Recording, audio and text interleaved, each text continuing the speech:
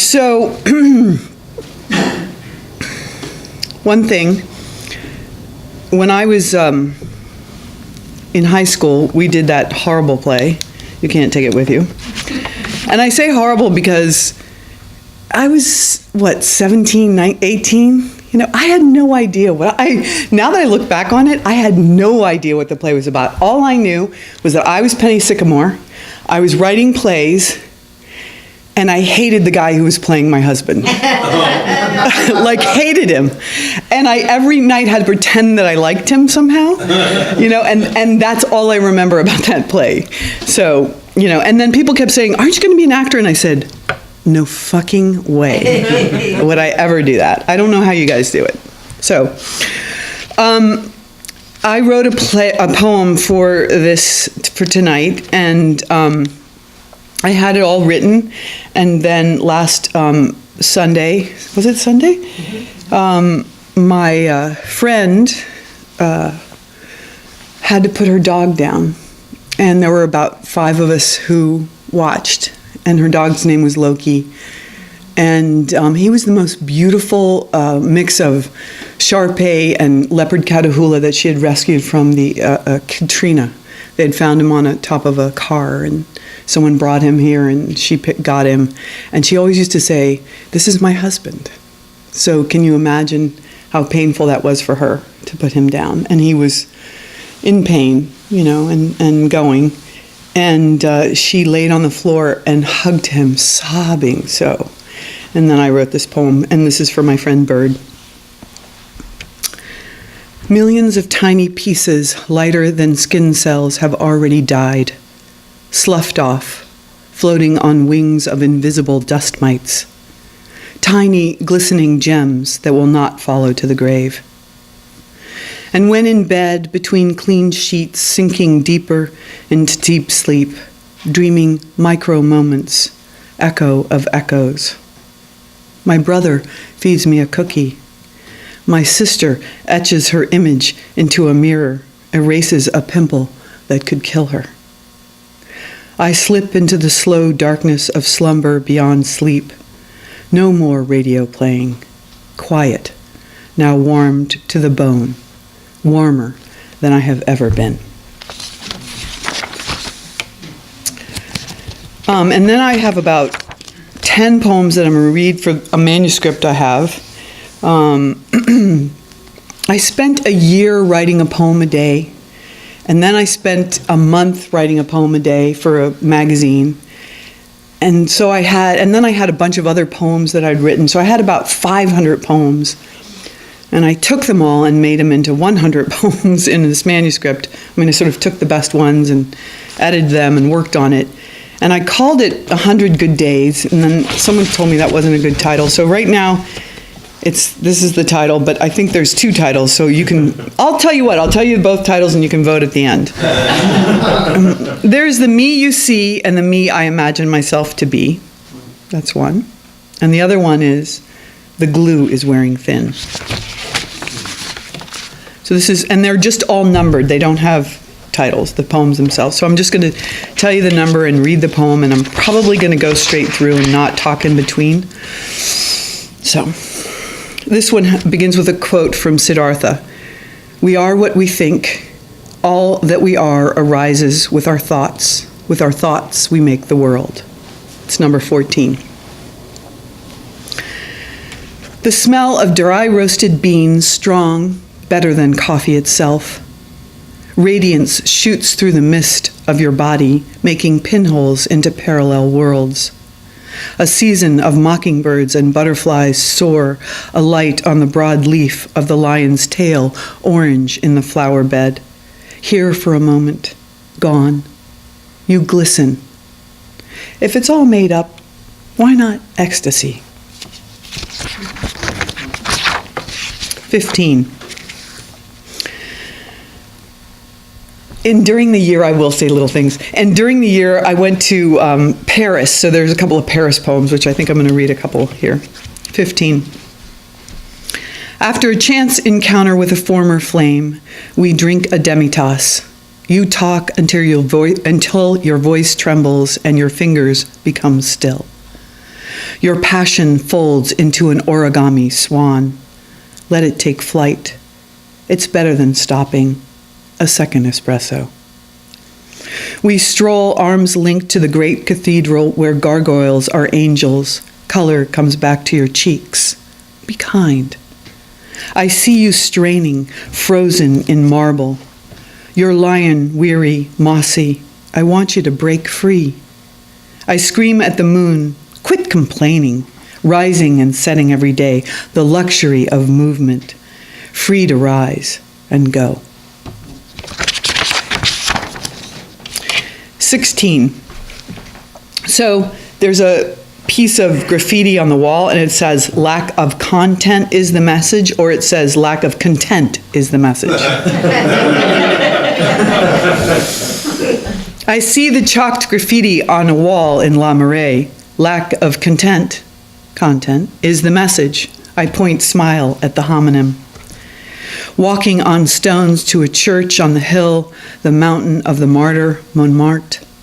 A decapitated saint once strolled the city. He held his head in his arms the way I am beside myself.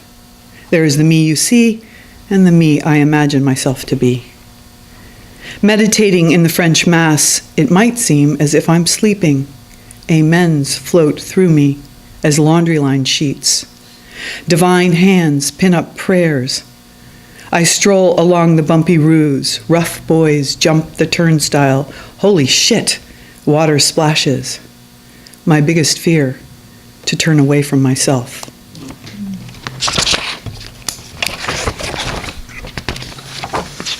"23. And this Loki in this poem is the trickster god. It's not the Loki of the dog. And there's someone in the audience who understands this very well because she was one of the readers last time and she's talked about adoption. And this is about my brother who was adopted. My parents didn't think they could have kids and they adopted my brother from Germany. He was a war baby.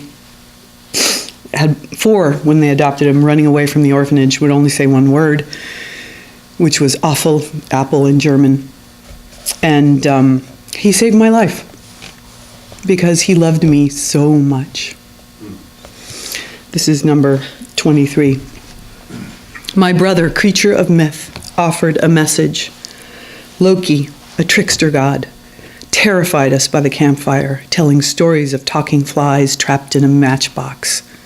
His flames erased my shadows. He made a map of me, how to fall from a height and roll, how to fight, how not to get hurt, how to be brave at father's rage, how to let him cradle me. How could he, this clown angel with a damaged wing, get to me? Someone whose clumsiness healed me in what I needed most.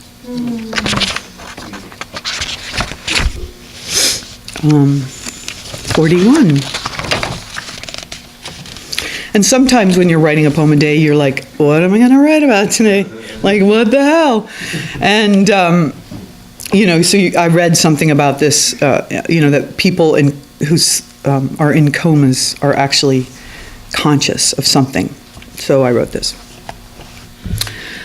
I heard that many peoples in comas are awake, unable to respond except for a tiny tear or a trembling lip or one finger flicking. Still alive, we call them vegetables. No one is listening. Men on death row who profess their innocence, or sane people in a locked ward pleading for innocence, for release. Studies show the comatose are happy. They see themselves playing tennis, gathering seashells, sitting in a chaise with suntanned legs reading a good book. Brain waves of those imagining compared to those in action aren't any different. Often we leave them for dead. If we bathe them, stroke their heads, speak to them gently, maybe we'll wake up.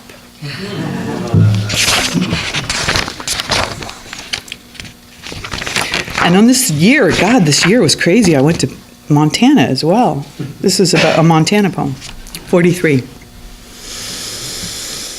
On the side of a Park City road, a baby deer hit by a car, bleeding, not dead, barely here.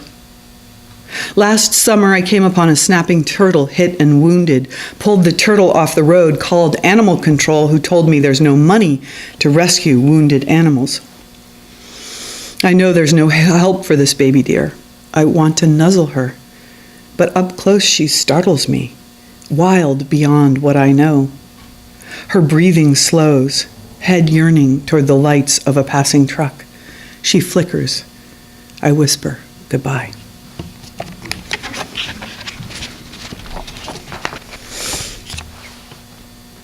This is 55, and it's called For a Dead Poet. You can ask me later who this dead poet is. Driving through Central Park, you place your faux fox cap on my head. My hand slides along the fur. My eyes trace your strong jaw, your sad turquoise eyes. Later, in your Gramercy Park hotel room, lavender shadows, pen in hand, you slash lines of my poem. Build bridges.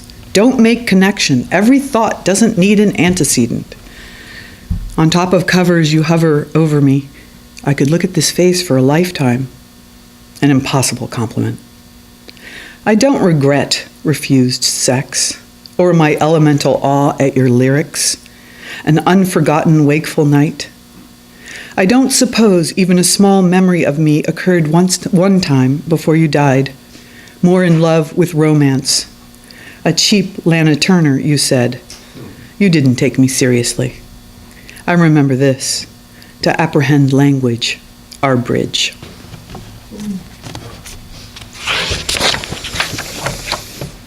'82. Meditation has become very important to me, and this is a poem about meditation. Eyes closed, swore the snoring was my friend just across the meadow. Eyes open, he was gone. It was my body snoring. When I was 3, I fell on a screwdriver, nearly poked out my eye, right there. My mother held me, red spreading on her white blouse, the one with pearl buttons. As the doctor lowered a cloth over my eyes to stitch me up, I shot out of my body across the room and watched them tend to a little girl in a pink dress. Didn't know yet she was actually me, not firmly settled in, not captive in her mind. Today, the glue is wearing thin. This mind, these emotions, there in the vast space of me. And this is 100, poem 100. When it comes time, I will stand up and walk right out of my body. I won't linger trying to remember those last words I wanted to say to you. Let me say them to you now. I love you. I have loved being alive, giving birth to my son, watching the moon rise, the stars chasing the dogs, sitting in a rowboat on a lake, listening to the loons laugh, kissing your lips, touching you, touching me. This is not our last adventure. No matter how much we want to know what's next, death is the best mystery we have. I want to run into the unknown with abandon, just the way I let the wind whip my hair into knots, riding next to you in your red convertible. Beautiful.